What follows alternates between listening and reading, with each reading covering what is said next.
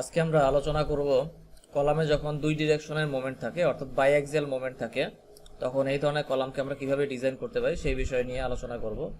তো আমরা manual column ডিজাইনের লেকচার সিরিজ নিয়ে কাজ করছি। তো ইতিমধ্যে আমরা অনলি অ্যাক্সিয়াল লোডের জন্য কিভাবে কলাম ডিজাইন করতে হয় এবং এক ডিরেকশনে মোমেন্ট থাকলে অর্থাৎ ইউনিঅ্যাক্সিয়াল লোডের ইউনিঅ্যাক্সিয়াল মোমেন্ট থাকলে সেই এক ডিরেকশনে মোমেন্টের জন্য কলাম কিভাবে ডিজাইন করতে হয় এই বিষয়গুলো নিয়ে আমরা ইতিমধ্যে আলোচনা করেছি। বিএনবিসি 2020 অনুযায়ী হাই রাইজ আরসিসি বিল্ডিংয়ের complete A to Z structural design শিখতে আমার লাইভ ডিজাইন ট্রেনিং অনলাইন ব্যাচে ভর্তি হতে পারেন। ভর্তি হওয়ার জন্য যোগাযোগ করুন স্ক্রিনে দেখানো নাম্বারে অথবা আমার ফেসবুক পেজে। আজকের ক্লাসে আমরা তারই ধারাবাহিকতা আলোচনা করব। আমাদের যখন দুই ডিরেকশনে মুভমেন্ট থাকবে, এক্স এবং ওয়াই দুই ডিরেকশনে মুভমেন্ট থাকবে, এই ধরনের কলামগুলোকে আমরা কিভাবে ম্যানুয়ালি ডিজাইন করতে পারি সেই বিষয় নিয়ে আজকে আলোচনা করব। তো যাই হোক, আমাদের দুই ডিরেকশনে মুভমেন্ট থাকলে অর্থাৎ বাই অ্যাক্সিয়াল মুভমেন্ট যদি থাকে সেক্ষেত্রে আমাদের কয়েকভাবে আমরা কলাম ডিজাইন করতে পারি। একটা হচ্ছে ইকুইভ্যালেন্ট ইসেন্ট্রিসিটি মেথড, এরপরে আছে ব্রেসলার রেসিপ্রোকাল লোড মেথড, তারপরে আছে হচ্ছে লোড কন্ট্রোল মেথড। এছাড়াও আরো কয়েকটা মেথড আছে, আমি এখানে জাস্ট দুই তিনটা মেথডের নাম লিখে রাখছি। তো এর মধ্যে ইকুইভ্যালেন্ট এক্সেন্ট্রিসিটি মেথড, যেটা এই ইকুইভ্যালেন্ট এক্সেন্ট্রিসিটি মেথড, এটা হচ্ছে তুলনামূলক সবচেয়ে easy way by axial bending এর জন্য কলাম ডিজাইন করতে। এই মেথডটা সবচেয়ে ইজি, বাট এই মেথডে কিছু লিমিটেশনস আছে, আমি লিমিটেশনগুলো নিয়ে আলোচনা করব। সেই মেথডের এক নাম্বার লিমিটেশনটা হচ্ছে যে এখানে কলামের লেন্থ এবং উইডথের একটা রেশিও আছে। কলামের লেন্থ এবং উইডথের রেশিও ম্যাক্সিমাম 2 পর্যন্ত, অর্থাৎ কলামের L/B রেশিও ম্যাক্সিমাম 2 পর্যন্ত থাকলে আমাদের এই ইকুইভ্যালেন্ট এক্সেন্ট্রিসিটি মেথডে আমরা কলামটা ডিজাইন করতে পারবো। যদি আমাদের L/B রেশিও 2 এর উপরে চলে যায়, অর্থাৎ আমাদের কলামের বি যদি হয় 12 ইঞ্চি, তাহলে আমাদের ম্যাক্সিমাম L হইতে পারবে 24 ইঞ্চি। বি যদি 12 ইঞ্চি হয় তাহলে আমাদের L 24 ইঞ্চির বেশি হইতে পারবে না। সো এটা হচ্ছে আমাদের এই মেথডের লিমিটেশন। যদি আমাদের L/B রেশিও 2 এর মধ্যে থাকে তাহলে আমাদের, এবং হচ্ছে এর বাইরে আরেকটা লিমিটেশন হচ্ছে, সেটা হচ্ছে আমাদের রিবার অল 4 সাইড, চারদিকে রিবার থাকতে হবে। সো এটা সাধারণত আমাদের লিমিটেশন বলা যায় না, কারণ আমাদের কলামগুলোতে আমাদের অল 4 ফেসে রিবার থাকে। সো এটা আসলে তেমন কোনো প্রবলেম না, বাট আমাদের প্রবলেম হচ্ছে যে L/B রেশিও যদি লেস দেন 2 হয়, লেস ইকুয়াল 2 হয়, তখন হচ্ছে আমরা ইকুইভ্যালেন্ট এক্সেন্ট্রিসিটি মেথডে কলামটা ডিজাইন করতে পারবো। সো এই মেথডে যদি আমরা কলামটা ডিজাইন করতে চাই সেক্ষেত্রে আমাদের কি লাগবে, সেক্ষেত্রে আমাদের যে দুই ডিরেকশনের যে মোমেন্ট বা এক্সেন্ট্রিসিটি আসে, দুই ডিরেকশনের মোমেন্ট বা এক্সেন্ট্রিসিটিকে আমরা প্রথমে হচ্ছে একটা ডিরেকশনে কনভার্ট করে ফেলবো। অর্থাৎ আমাদের যে এক্স ডিরেকশন এবং ওয়াই ডিরেকশনে যে মোমেন্ট আছে, এক্স ডিরেকশন এবং ওয়াই ডিরেকশনে যে মোমেন্ট আছে বা এক্সেন্ট্রিসিটি আছে, এটাকে আমরা কি করব, এটাকে আমরা একটা ইকুইভ্যালেন্ট মোমেন্টে, এক্স ডিরেকশনের মোমেন্ট এবং ওয়াই ডিরেকশনের মোমেন্টে একটা ইকুইভ্যালেন্ট মোমেন্টে কনভার্ট করে ফেলবো আমরা। ঠিক আছে, এটা হচ্ছে একটা ইকুইভ্যালেন্ট মোমেন্টে কনভার্ট করে ফেলবো। তারপরে আমরা এই ইকুইভ্যালেন্ট যে মোমেন্ট, এই ইকুইভ্যালেন্ট মোমেন্ট এবং যে লোড আছে সেই লোডের রেসপেক্টে আমরা ইউনিঅ্যাক্সিয়াল লোডেড কলাম যেভাবে ডিজাইন করছি, অর্থাৎ এর আগের ক্লাসগুলোতে আমরা যেরকম একটা ডিরেকশনের মোমেন্ট ধরে একটা ডিরেকশনের মোমেন্ট এবং লোডের রেসপেক্টে ডিজাইন করছি, সো এখানে আমরা তাই করব। সো আমাদের এখানে স্টেপটা কি, স্টেপটা হচ্ছে যে আমাদের যে দুই ডিরেকশনের মোমেন্ট আছে, দুই ডিরেকশনের মোমেন্টকে আমরা প্রথমে এক ডিরেকশনের মোমেন্টে কনভার্ট করে ফেলবো বা একটা ইকুইভ্যালেন্ট মোমেন্টে কনভার্ট করে ফেলবো। দেন ওই ইকুইভ্যালেন্ট মোমেন্ট এবং লোডের রেসপেক্টে আমরা কলামটা ফাইনালি ডিজাইন করে ফেলবো। ঠিক আছে, তো এইটা হচ্ছে আমাদের এই ইকুইভ্যালেন্ট এক্সেন্ট্রিসিটি মেথডের মেথড এবং এটা একটা ইজিয়েস্ট ওয়ে। তো যাই হোক, এরপর আমি যদি জাস্ট নিচের দিকে যাই, এখানে আমাদের কিছু ফর্মুলা আছে, ফর্মুলাগুলো একটু সংক্ষেপে দেখাই দিচ্ছি। যেখানে হচ্ছে আমাদের প্রথমে আমরা মোমেন্ট পাবো, এক্স ডিরেকশনের মোমেন্ট, ওয়াই ডিরেকশনের মোমেন্ট। এক্স ডিরেকশনের মোমেন্ট, ওয়াই ডিরেকশনের মোমেন্ট পাওয়ার পরে এখানে আমাদের একটা চেক দিতে হবে। চেক হচ্ছে আমাদের EX/LX গ্রেটার ইকুয়াল হতে হবে EY/LY। সো LX এবং LY হচ্ছে কলামের ডাইমেনশন, কলামের এক্স ডিরেকশন এবং ওয়াই ডিরেকশনের ডাইমেনশন, এবং EX এবং EY হচ্ছে এক্স ডিরেকশনের এক্সেন্ট্রিসিটি এবং ওয়াই ডিরেকশনের এক্সেন্ট্রিসিটি। সো এইটা যখন আমাদের স্যাটিসফাই করবে, এটা স্যাটিসফাই করলে আমরা এখান থেকে একটা ইকুইভ্যালেন্ট এক্সেন্ট্রিসিটি পাবো। ঠিক আছে, ইকুইভ্যালেন্ট এক্সেন্ট্রিসিটি পাবো, এক্স ডিরেকশনের এক্সেন্ট্রিসিটি, ওয়াই ডিরেকশনের এক্সেন্ট্রিসিটি এবং LX, LY, আলফা এগুলোর রেসপেক্টে একটা ইকুইভ্যালেন্ট এক্সেন্ট্রিসিটি পাবো আমরা। সো এখানে যদি আমাদের এই চেকটা স্যাটিসফাই না করে, অর্থাৎ আমাদের EX/LX যদি আমাদের EY/LY থেকে বড় না হয় বা সমান না হয়, সেই ক্ষেত্রে আমাদের কি করতে হবে, সেই ক্ষেত্রে আমাদের কলামের ওরিয়েন্টেশনটা চেঞ্জ করে দিতে হবে। ঠিক আছে, আমাদের কলামের যেটাকে আমরা L ধরছি সেটাকে আমাদের বি ধরতে হবে, এবং যেটাকে আমরা বি ধরছি সেটাকে আমাদের এল ধরতে হবে, তখন কিন্তু এটা অটোমেটিকভাবে এই চেকটাতে আমাদের পাস করে যাবে। ঠিক আছে, তো প্রথমে আমাদের এই চেকটা দিতে হবে। এই চেকটা দেওয়ার পরে আমাদের এখান থেকে আমরা ইকুইভ্যালেন্ট এক্সেন্ট্রিসিটি পাবো। সেই ইকুইভ্যালেন্ট এক্সেন্ট্রিসিটির মধ্যে আমাদের আলফার একটা ভ্যালু আছে। সো আলফার ভ্যালুটা আমরা পাবো কোথায়? আলফার ভ্যালুটা পাবো হচ্ছে আমাদের এখানে আমাদের PU divided by F dash C AG একটা ভ্যালু আছে। সো পিইউ আমাদের লোডের ভ্যালু জানা আছে, লোডের ভ্যালু আমরা ইটাবস বা অ্যানালিসিস সফটওয়্যার থেকে পাবো। সো লোডের ভ্যালু আমাদের জানা আছে, এফ ড্যাশ সি আমাদের কনক্রিট রেজিস্ট্যান্স জানা আছে, আমাদের কলামের সেকশন জানা আছে, সাইজ জানা আছে, এজি জানা আছে। তো এইটাকে আমরা ক্যালকুলেশন করলে এখান থেকে যদি আমাদের এই রেশিওটা less than or equal to 0.4 হয়, তখন আমরা আলফার জন্য এই সূত্রটা ব্যবহার করব। ঠিক আছে, আমরা আলফার জন্য এই সূত্রটা ব্যবহার করব, এবং এই সূত্রের মধ্যে সব ভ্যালু আমাদের জানা, PU, F dash C, AG এগুলো সব জানা আমাদের। এবং এই আলফার ভ্যালুটা কি হইতে হবে? 0.6 থেকে বড় হইতে হবে। ঠিক আছে, আলফার ভ্যালুটা 0.6 থেকে বড় হইতে হবে। আর যদি আমাদের এই চেকটাতে স্যাটিসফাই না করে, অর্থাৎ আমাদের যদি 0.4 থেকে ছোট না হয়, 0.4 থেকে যদি বড় হয়, তাহলে আমাদের কি করব? আমরা সেকেন্ড অপশনে চলে যাব। তখন আমাদের আলফার জন্য আমরা এই সেকেন্ড অপশনটা ব্যবহার করব। ঠিক আছে, তো আমরা এখান থেকে আলফা পেয়ে যাব। আলফা পেয়ে গেলে আলফার ভ্যালুটা আমরা এই ইকুইভ্যালেন্ট ইউএক্স এর যে ফর্মুলাটা আছে, অর্থাৎ ইকুইভ্যালেন্ট এক্সেন্ট্রিসিটির যে ফর্মুলা আছে, এখানে আমরা বসায় দিব। এখানে বসায় দিলে আমরা ইউএক্স পেয়ে যাব। তো ইউএক্স পেয়ে গেলে আমাদের লোডের ভ্যালু যেহেতু জানা আছে, সো লোডের সাথে আমরা যখন ইকুইভ্যালেন্ট এক্সেন্ট্রিসিটি গুণ করে দিব, লোডের সাথে ইকুইভ্যালেন্ট এক্সেন্ট্রিসিটি গুণ করে দিলে আমরা একটা ইকুইভ্যালেন্ট মোমেন্ট পেয়ে যাব। ঠিক আছে, আমরা একটা ইকুইভ্যালেন্ট মোমেন্ট পেয়ে যাব। তো এই ইকুইভ্যালেন্ট মোমেন্ট এবং এই লোডের রেসপেক্টে আমরা ফাইনালি আমাদের কলামটাকে ডিজাইন করব। সো এই হচ্ছে আমাদের প্রসিডিউরটা বলে দিলাম আমি। এখন এটা জাস্ট একটা এক্সাম্পল দেখলেই হবে। তো এখানে আমাদের আরো যে দুইটা মেথড আছে, সেই দুইটা মেথডের এখানে আমি দিয়ে রাখছি। যে আমাদের ব্রেসলার রেসিপ্রোকাল মেথড আছে একটা। সো এই মেথডটার আসলে তেমন লিমিটেশন, আগের মতো লিমিটেশন নাই। অর্থাৎ ইকুইভ্যালেন্ট এক্সেন্ট্রিসিটি মেথডে আমাদের যে লিমিটেশনগুলো দেখাইলাম, L by B ratio less equal 2 হইতে পারবে। সো ওই লিমিটেশন এখানে আমাদের নাই, ব্রেসলার রেসিপ্রোকালে নাই। সো আমাদের ব্রেসলার রেসিপ্রোকালটা একটু জটিল মেথড, যদিও একটু লেন্দি এবং জটিল মেথড। সো এটাও আমি ডিসকাস করে দিব। সেখানে আমাদের হচ্ছে এক্স ডিরেকশনের আলটিমেট লোড, ওয়াই ডিরেকশনের আলটিমেট লোড, এবং হচ্ছে এটা হলো আমাদের ইসেন্ট্রিসিটি যখন 0, এই অবস্থায় আমাদের পিওর এক্সিয়াল লোড।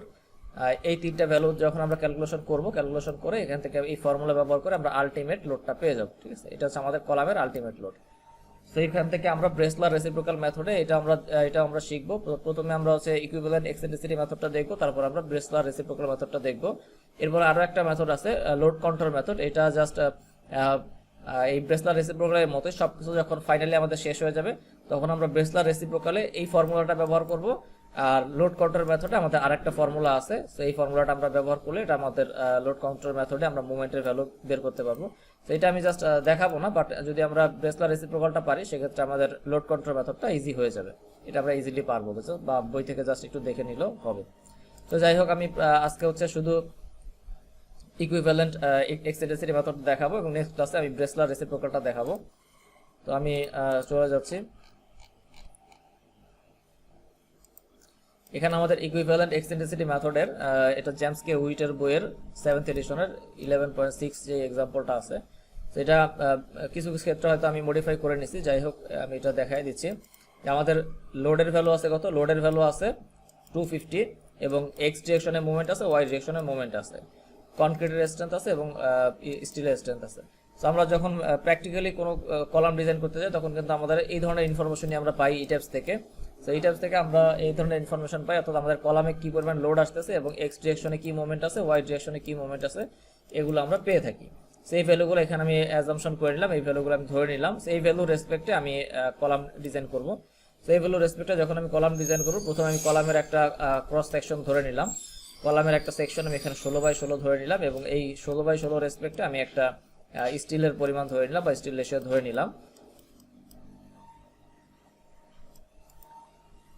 সেখানে আমাদের প্রথমে হচ্ছে আমরা একটা কলাম সেকশন অ্যাজিউম করলাম, এবং এই জন্য একটা রিভার সেকশন আমরা ধরলাম।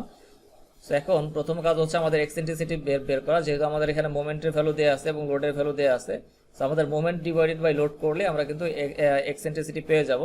এক্স ডিরেকশনে এক্সেন্ট্রিসিটি ইএক্স ইকুয়ালস টু হচ্ছে ওয়াই ডিরেকশনের মোমেন্ট এবং হচ্ছে আমাদের লোড। ঠিক আছে, ওয়াই ডিরেকশনের মোমেন্ট এবং আমাদের আলটিমেট লোড, এই দুটো রেশিও করলে আমরা এক্স ডিরেকশনের এক্সেন্ট্রিসিটি পেয়ে যাব। এবং একইভাবে ওয়াই ডিরেকশনের এক্সেন্ট্রিসিটি হচ্ছে এক্স ডিরেকশনের মোমেন্ট এবং আলটিমেট লোড, এটা অনুপাত করলে রেশিও করলে আমরা হচ্ছে ওয়াই ডিরেকশনের ইউআই পেয়ে যাব। এরপরে আমাদের কাজ হলো 1 নাম্বার চেক দিতে হবে আমাদের, যেটা আমি একটু আগে ডিসকাশন করলাম, যে আমাদের EX by LX greater than EY by LY হতে হবে। ঠিক আছে, আমাদের EX by LX greater than EY by LY হতে হবে। সেখানে আমাদের EX এর ভ্যালু আছে, আমাদের এখানে EX এর ভ্যালু আছে, LX হচ্ছে কলামের ডাইমেনশন। আমাদের যেহেতু 16/16 কলাম, সো আমাদের LX এবং LY দুইটাই 16। EX বাই LX এবং EY বাই LY চেক করে আমরা দেখলাম ওকে আছে। সো যদি ওকে থাকে তাহলে আমাদের কলামের ডাইমেনশন চেঞ্জ করার কোনো পরিবর্তন নাই, চেঞ্জ করার কোনো প্রয়োজন নাই। আর যদি এটা আমাদের নট ওকে আসে তখন কিন্তু আমাদের L/B-টা চেঞ্জ করতে হবে। যদিও আমাদের এখানে L/B একই আছে, বাট যদি এটা নট ওকে আসতো সেক্ষেত্রে কিন্তু আমাদের আর এই 16/16 সেকশন নিলে হতো না, তখন আমাদের এটা একটা রেক্ট্যাঙ্গুলার সেকশন নিতে হতো এবং আমাদের এটা স্যাটিসফাই করাইতে হতো। ঠিক আছে, L/B চেঞ্জ করে করে আমাদের এটা স্যাটিসফাই করাইতে হবে। সো যাই হোক, আমাদের এখানে যেহেতু এটা স্যাটিসফাই হয়ে গেছে অলরেডি, সো আমাদের এখানে পরের স্টেপে যদি আমরা যাই, পরের স্টেপ হচ্ছে আমরা আলফা ক্যালকুলেশন করব। সো আলফা ক্যালকুলেশন করার জন্য আমাদের চেক দিতে হবে, PU divided by F'(C) AG, এই ভ্যালুটা চেক দিতে হবে। সো এখানে আমাদের আলটিমেট লোড জানা আছে, আমাদের F'(C) জানা আছে, AG আমরা অ্যাজিউম করে নিছি 16/16 কলাম। সো সবগুলো ভ্যালু আমাদের জানা আছে, এখান থেকে আমরা পাইলাম হচ্ছে 0.244। সো এটা যেহেতু 0.4 থেকে ছোট, তাই আমাদের আলফার ফর্মুলা হচ্ছে এটা। আলফার ফর্মুলার মধ্যে আমাদের সব ভ্যালু দেওয়া আছে। সো আলফার ফর্মুলা থেকে আমরা যে ভ্যালুটা পাবো, এটা আবার কি হইতে হবে, এটা 0.6 থেকে বড় হইতে হবে। আমাদের আলফার ভ্যালু হচ্ছে 0.74, তার মানে এটাও ওকে আছে। যদি আমাদের এই চেকটাতে এটা 0.4 থেকে ছোট না হইতো, 0.4 থেকে যদি বড় হইতো, তখন আমরা আলফার এই ফর্মুলাটা ব্যবহার করতাম। এগুলো আমরা একটু আগে দেখে আসছি। তো যাই হোক, এখান থেকে আমাদের আলফার ভ্যালুটা পেয়ে গেছি। আলফার ভ্যালু পেয়ে যাওয়ার পর এখন হচ্ছে আমরা এক্সেন্ট্রিসিটির ইকুইভ্যালেন্ট এক্সেন্ট্রিসিটি ফর্মুলার মধ্যে বসায় দিব। সেখানে আমাদের ইকুইভ্যালেন্ট এক্সেন্ট্রিসিটি যে ফর্মুলাটা আছে UX এর মধ্যে আমাদের EX হচ্ছে আমরা কোথা থেকে পাইলাম, EX হচ্ছে MY/PU। ঠিক আছে, এটা হচ্ছে আমাদের EX। একইভাবে EY হচ্ছে MX/PU। সেই দুটো আমরা অলরেডি ক্যালকুলেশন করে ফেলছি, আলফা ক্যালকুলেশন করে ফেলছি। LX এবং LY হচ্ছে আমাদের কলামের ডাইমেনশন। সো এখান থেকে আমরা ইকুইভ্যালেন্ট এক্সেন্ট্রিসিটি পেয়ে গেলাম। সো ইকুইভ্যালেন্ট এক্সেন্ট্রিসিটির সাথে আমরা কি করব, ইকুইভ্যালেন্ট এক্সেন্ট্রিসিটির সাথে আমরা হচ্ছে আলটিমেট লোডটাকে গুণ করে দিব। সো আলটিমেট লোডটাকে আমরা ইকুইভ্যালেন্ট এক্সেন্ট্রিসিটির সাথে গুণ করে দিলে আমরা একটা ইকুইভ্যালেন্ট মোমেন্ট পাবো। ঠিক আছে, আমরা একটা ইকুইভ্যালেন্ট মোমেন্ট পাবো।